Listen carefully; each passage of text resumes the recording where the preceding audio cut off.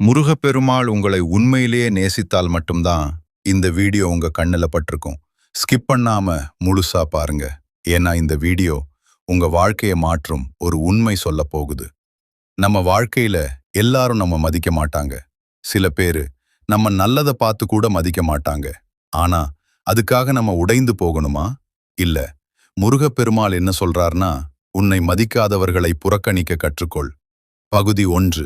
உண்மையை புரிஞ்சுக்கோ. முதல்ல ஒரு விஷயம் புரிஞ்சுக்கணும்.